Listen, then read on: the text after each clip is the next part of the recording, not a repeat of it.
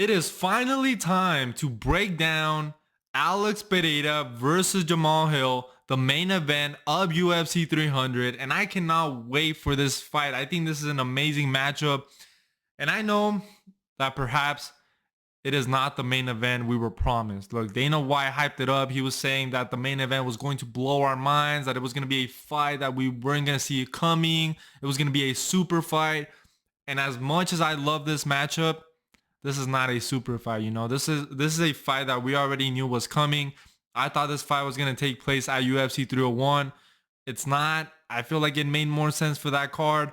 But when you think about the options that were left for UFC 300, I mean, this was probably the best option because Leon Edwards versus Bilal Muhammad is not a better main event than Alex Pereira versus Jamahal Hill. So I feel like I'm happy about this fight. I'm happy that it's the main of UFC 300. And Alex Pereira is becoming a big star in the UFC. I mean, he's gotten a lot more famous. He's a lot more well-known.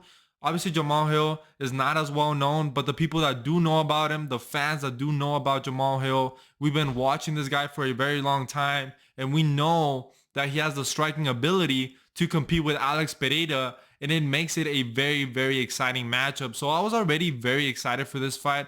And look, like I mentioned, it wasn't the main event we were promised, but I still really love this fight, and I love that it's the main event of UFC 300. Even though it's a very standard main event, I think it's one of the best fights you can make right now. So let's get to the tail of the tape. Alex Pereira has 9 wins, 2 losses, is coming off that Yuri Prohaska win where he was able to win the title.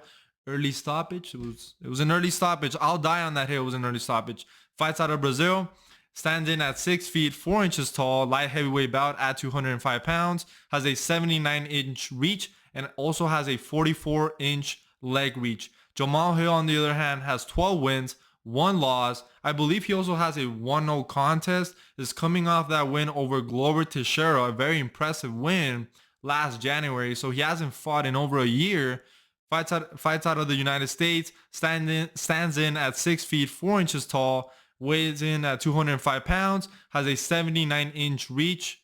So they both have the same reach. And the leg reach is 43.5-inch reach. So that is the tail of the tape for this fight. And this is going to be a very casual breakdown. I'm not going to, I don't want to sound robotic. This is going to be a very, very casual breakdown of this fight because I feel like there's a logical pick to this fight. I feel like there's a very, very logical pick. And look, Jamahal Hill is very confident going into this fight. I mean, he's making videos, making fun of Alex Pereira's leg kicks and how they're going to affect him, how they're not going to affect him.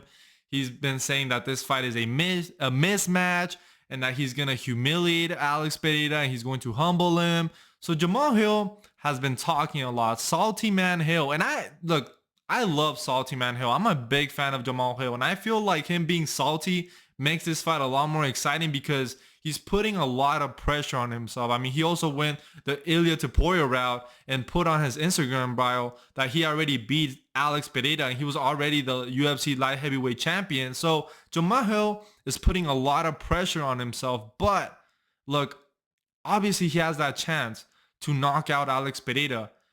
But he's coming off an Achilles injury, so he's fighting an uphill battle. No pun intended.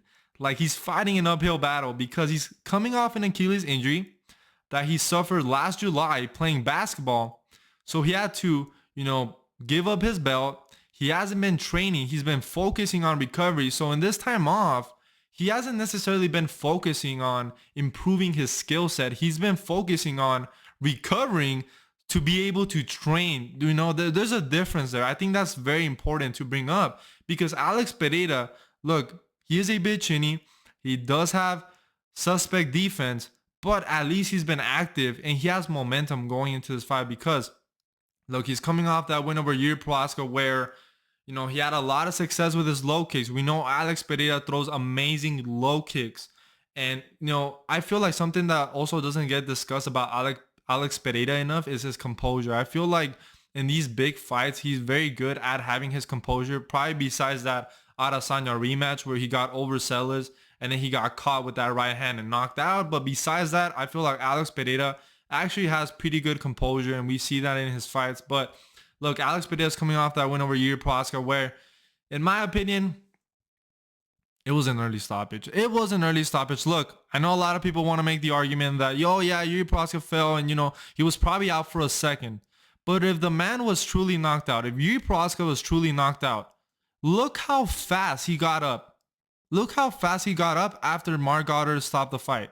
He got up immediately. Like, it wasn't like he was on, like, you know what I'm saying? He got up immediately. And look, maybe he stopped it right when Yuri Prohaska had gotten hurt, but at least let the fight go a couple seconds, especially when it's for a championship fight, when there's a lot at stake. Like, I mean, I feel like the only people that are happy with that stoppage are Alex Pereira fans or people that bet on Alex Pereira, because as a fan, look, I don't bet on fights, right? I had no money on Yuri Prohaska. So as somebody who just wants to see the best fights, that was a terrible stoppage, man. That was truly a terrible stoppage. A very anticlimactic fight for two gladiators. Such an epic fight, such an epic buildup. For that fight to end the way it did, it just left a sour taste in my mouth. It really did.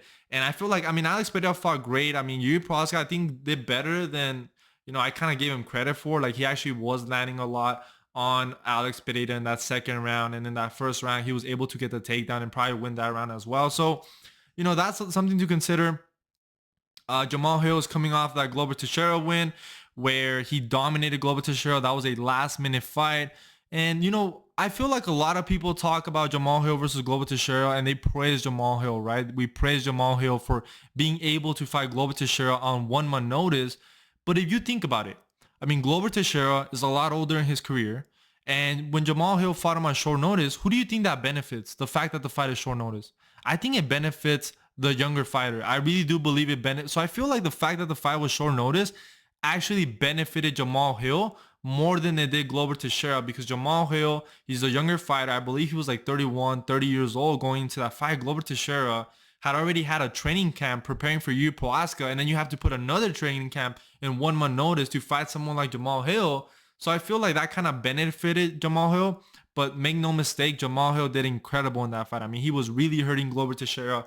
And even though he wasn't able to finish him, I mean, the fight could have been stopped at moments. It really could have. I mean, he was landing amazing head kicks from southpaw that were really stunning Glover Teixeira, was landing that left straight. His right hand is amazing. He throws amazing right hooks like the one he knocked out Jimmy Crute with.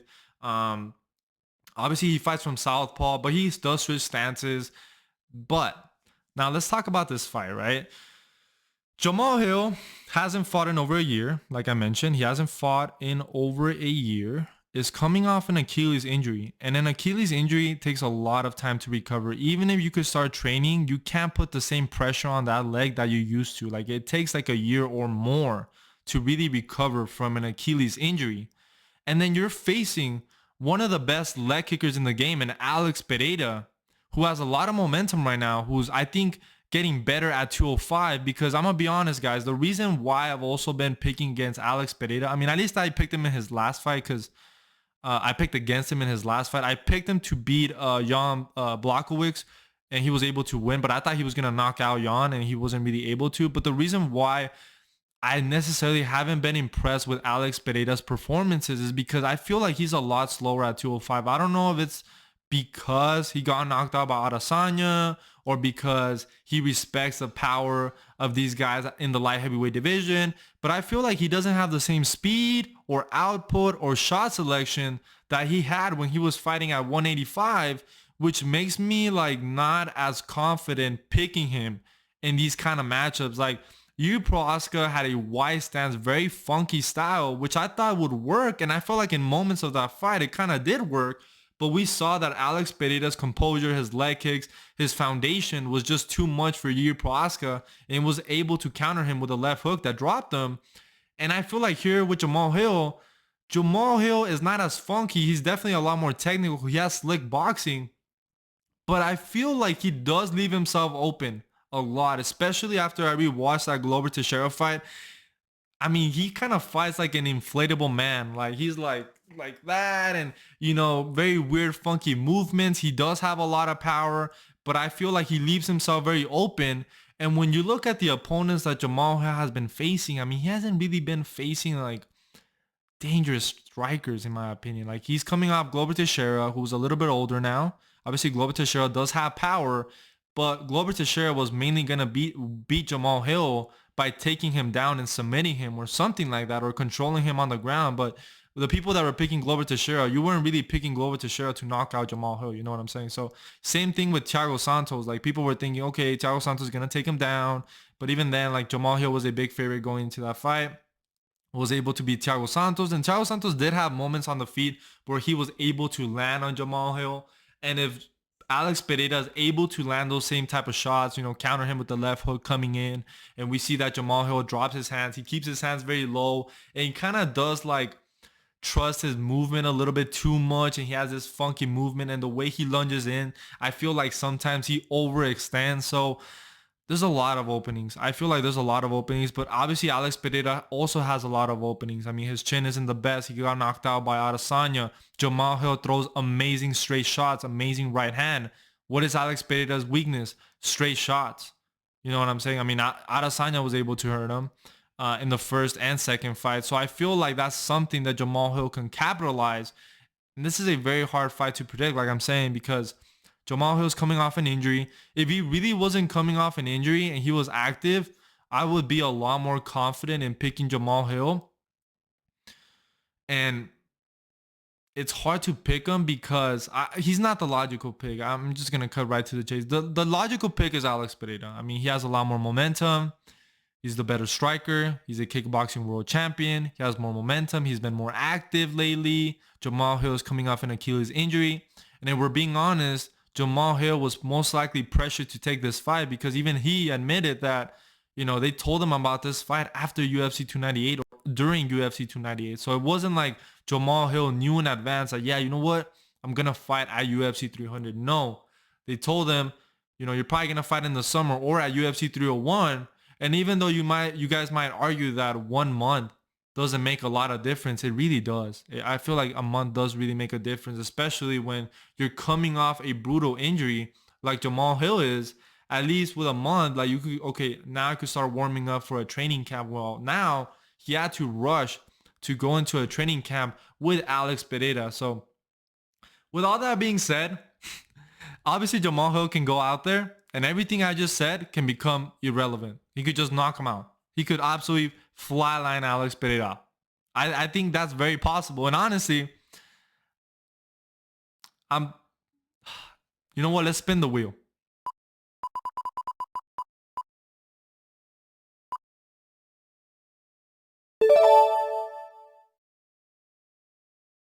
So I got Jamahal Hill, guys. I'm picking Jamahal Hill. The spinning wheel does not lie. I'm picking Jamahal Hill. And I understand that he's not the logical pick because, like I said, Alex Pereira, a lot more technical, has a lot more momentum.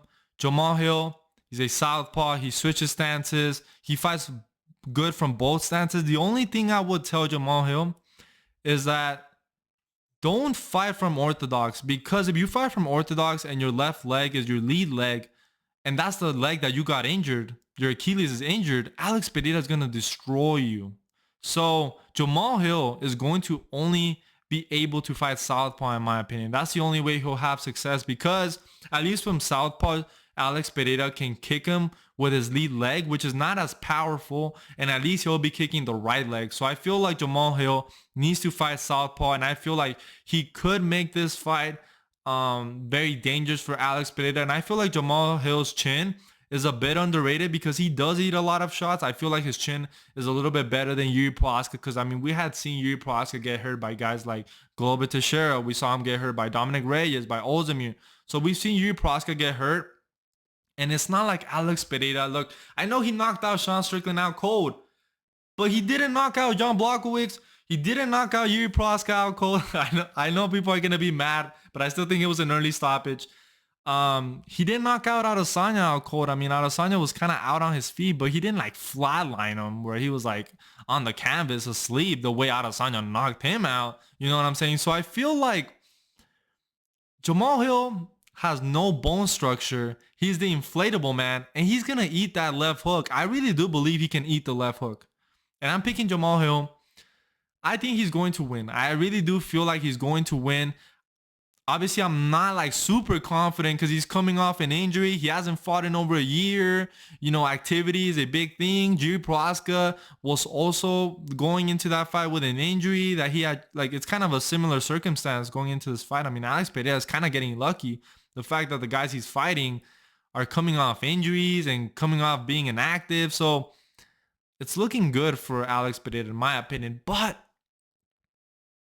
I think Jamahal Hill is going to knock him out. I think he'll find a shot. He'll find the right shot to knock out Alex Pereira. And I feel like if Alex Pereira gets hurt by Jamahal Hill, it's over. Like, I don't think, while in Jamahal Hill, if Jamahal Hill gets hurt, I could see him kind of surviving. Whereas in Alex Pereira, I do not see him surviving. And I know a lot of people are bringing up the grappling, right? But Jamahal Hill, obviously probably a better grappler than Alex Pereira. But Jamahal Hill is not an offensive grappler. Like, he never shoots for takedowns. He's a striker. If anything, when Jamahal Hill fights, he's always looking to defend the takedown. So, I mean, maybe Jamahal Hill, if he really, really wants to win this fight and he puts his ego aside, maybe he could attempt some takedowns. I mean, we saw Jiri Prochazka just get the worst takedown on Alex Pereira I had ever seen in that first round. So maybe Jamahal Hill could attempt some takedowns. But I mean, maybe he could attempt some takedowns, take down Alex Pereira, control him a little bit, get him a little bit tired, and then try to knock him out on the feet in the later round. You know what I'm saying? That's definitely a possibility, but I don't think Jamahal Hill is going to go out there to take down Alex Pereira unless he gets really hurt on the feet. So I'm going with Jamahal Hill. I really do feel like if he's able to address the leg kicks, I think he has a really good chance of winning. I really do feel like he has a good chance of winning. He just needs to be careful in the way he lunges in and throws shots, because sometimes he does overextend, like kind of like that, like, and I feel like he hasn't really been punished for it. But if there's somebody that can punish him and counter him, it's definitely Alex Pereira. And I'm a big fan of both these guys.